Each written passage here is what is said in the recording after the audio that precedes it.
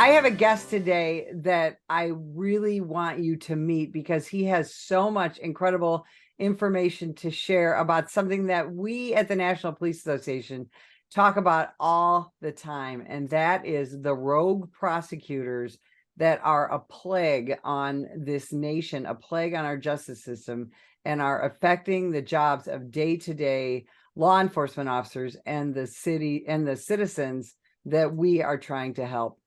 Cully Stimson, welcome to the program. Betsy, thanks for having me. It's an honor.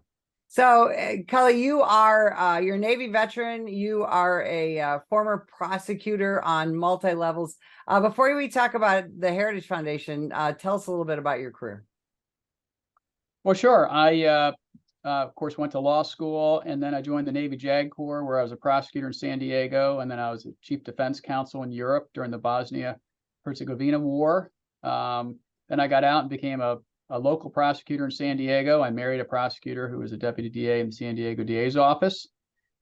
And then we moved back east, and I was a homicide prosecutor in Maryland for a while. And eventually I became an assistant United States attorney handling violent sex crimes and homicides here in the District of Columbia. And there was no lack of work to do in any of those jobs.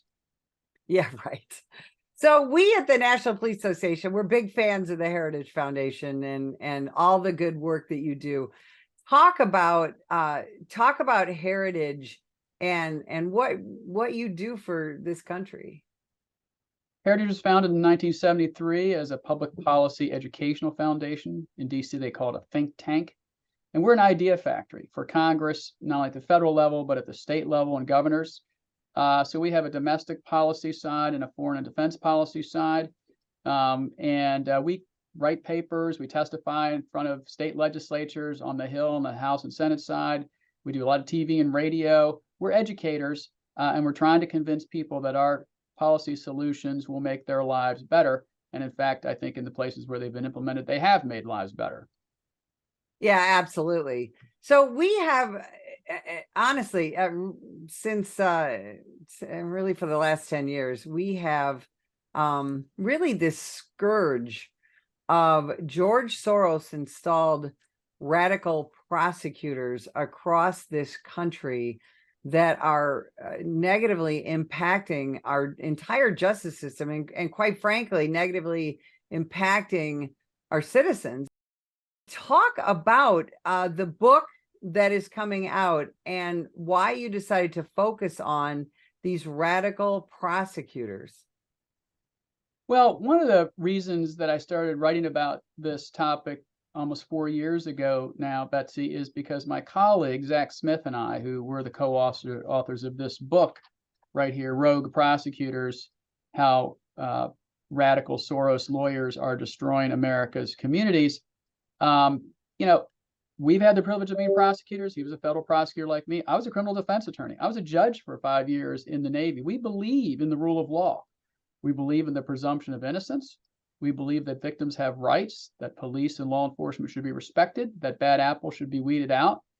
And what we saw back in 2019, Betsy, is that this rise of these Soros bought and paid for or inspired rogue prosecutors was really upending the criminal justice system as we know it. And we know, especially your listeners, that violent crime and crime rates have been going down dramatically for the last 30 years. And that didn't happen by accident. It happened because the 2,300 elected DAs around the country and the 18,000 police departments around the country and all the stakeholders in the criminal justice system worked together at the peak of the last crime wave in 1992 to say, you know what, we got to figure other creative ways to drive down crime.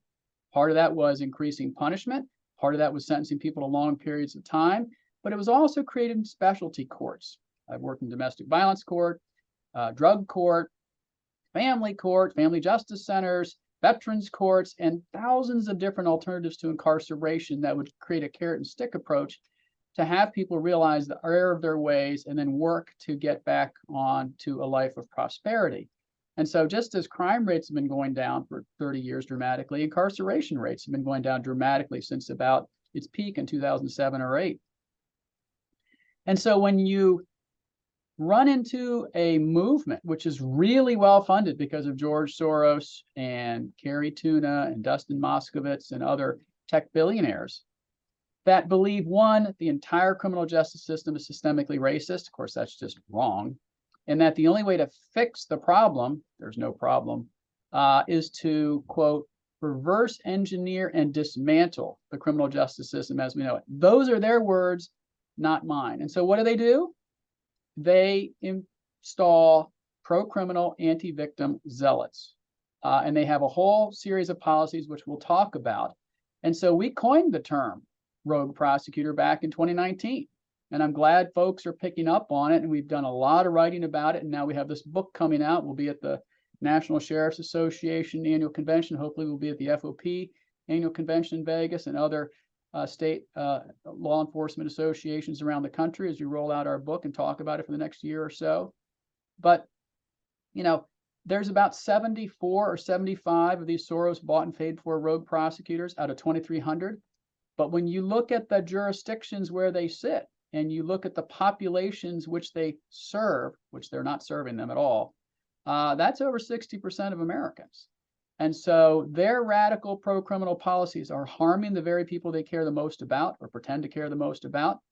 And law enforcement and victims are getting the shaft big time. This pendulum is starting to swing back.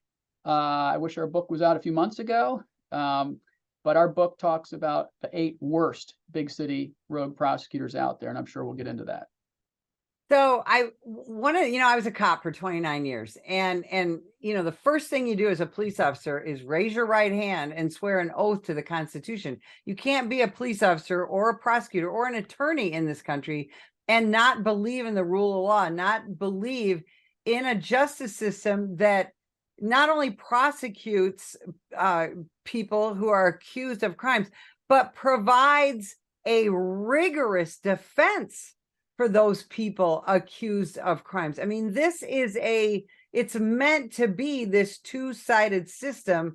Everybody no matter how horrible they are, what horrible crime they committed, deserves the best defense. And yet, there was a prosecutor in Cook County, Illinois, that just resigned a few weeks ago, sent an email and made it public and said that in a place like Cook County, Illinois, where the prosecutor there is Soros-installed Kim Foxx, he said, we have become de facto attorneys for the defense. So talk about that. Yeah, you're right, Betsy. Look, our system of justice, although not perfect, is the best in the world. And it's the best in the world because of our common law heritage and the improvements we put and layered into the system over the decades and 2 centuries of our country's existence. The presumption of innocence, the Fifth Amendment right against self-incrimination, the Sixth Amendment right to a speedy trial, the Eighth Amendment right against cruel and unusual punishments, due process, equal protection of law. But it's based on an adversarial system where you hit a hard-charging, ethical criminal defense attorney, which I'm an athlete, I hate losing, against a hard-charging, ethical prosecutor, and you try that case in front of a neutral, detached, objective judge, and you let the jury of your peers decide guilt or not guilty. But when you destroy one part of that 3-legged stool and you swap the prosecutor for a pro-criminal, anti-victim zealot, you just destroyed the adversarial nature of the system. And that's why there's disequilibrium now in these cities, because of course, when these Soros folks get elected, they have to abide by the playbook because they got the money, so they got to sing the song. And so what they do is they fire people right when they get into office. They fire career prosecutors left and right. They hire pro-criminal, mainly public defenders. There's nothing wrong with public defenders. I got a lot of friends who are public defenders. I was one in the Navy. But that's not the role. The role of a public defender is to defend. The role of a prosecutor is to prosecute. That doesn't mean put people in prison necessarily, but you have to hold people accountable. And so, Betsy, for all your years of distinguished service, the criminal justice system is not designed to fix all of society's ills. It's just not. And that's the way these social justice warriors look at it, that it's essentially a form of reparations. This is their words, not mine. They think the modern prison is actually modern slave plantations. That's what they say. This whole movement comes from the prison abolitionist movement that Angela Davis and others talk about. It's a sick movement, and it's killing tens of thousands of people around the country. Rapes, murders, robberies, carjackings have gone through the roof. I can show you the stats that are out there, but we've seen them. And it is a false narrative that crime is rising in every city across America. It's not rising in the cities with real prosecutors. San Diego, where I used to have the privilege to work, their crime hasn't gone up. But the first rogue prosecutor was Kim Foxx. She was funded by Soros through 2 PACs, political action committees. She was installed into office in 2016, and boom, the second she got elected, crime exploded, went through the roof. And the same in all these other cities like Krasner in Philly, Mosby in Baltimore, Rollins up in Boston, who's just resigned in disgrace as the U.S. attorney there, and on and on. Why are they doing this? And what is the end game? What is their hope for the United States of America, if you will? Well, I'm not sure they have aspirational hopes like you and I do for our families or the United States of America, which would require patriotism. They look at the criminal justice system through race-colored glasses.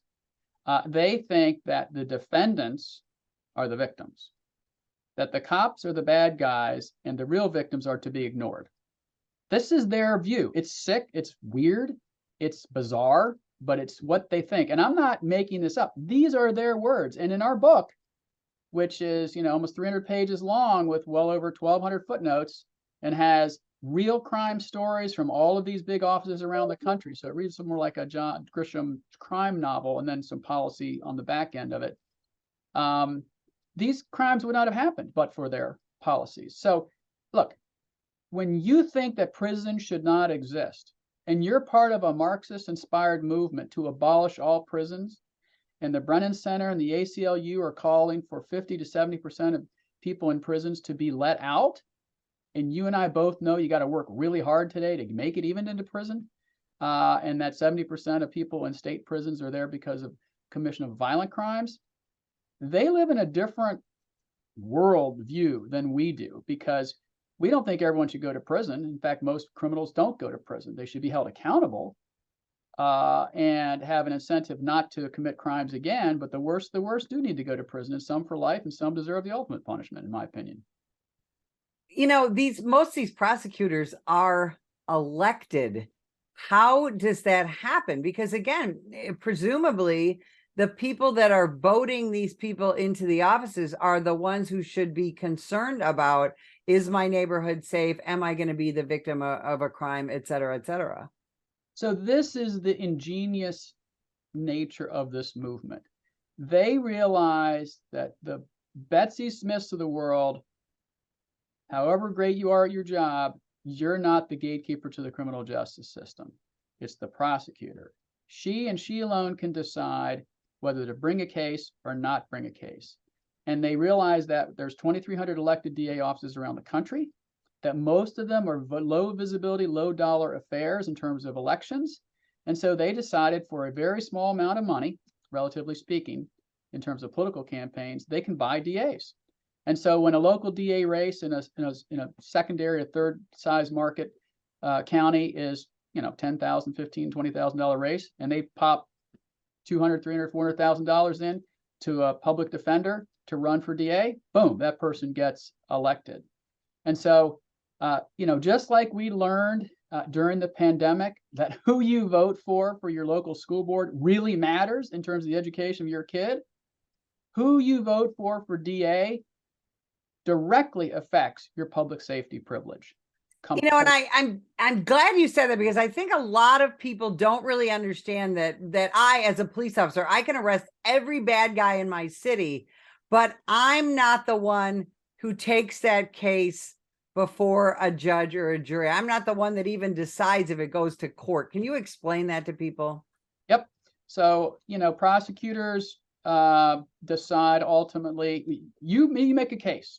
You bring it to me. I'm the deputy. I'm the DA on duty. You bring it to me in the bowels of the courthouse or in my office on Saturday morning or whatever morning it is that you show up in my office. You lay out the predicate facts. You lay out the evidence that you have developed to date, which is not a full development, but you have probable cause, etc. I'm going to decide, not you. I'm going to decide whether to file charges. I'm going to decide whether to take that to the grand jury. I'm going to decide whether you are credible, whether the evidence was collected in accordance with the Fourth Amendment right against unreasonable search and seizure, whether you violated his Fifth Amendment rights. I'm the gatekeeper. You're an important player. You're the arresting officer or the investigating officer, but I get to decide. And when you hire pro-criminal zealots, they're not going to take the cases. And when you hire a Soros bought and paid for rogue prosecutor who waves her regal wand and says, all of these misdemeanors, we're not prosecuting any of them.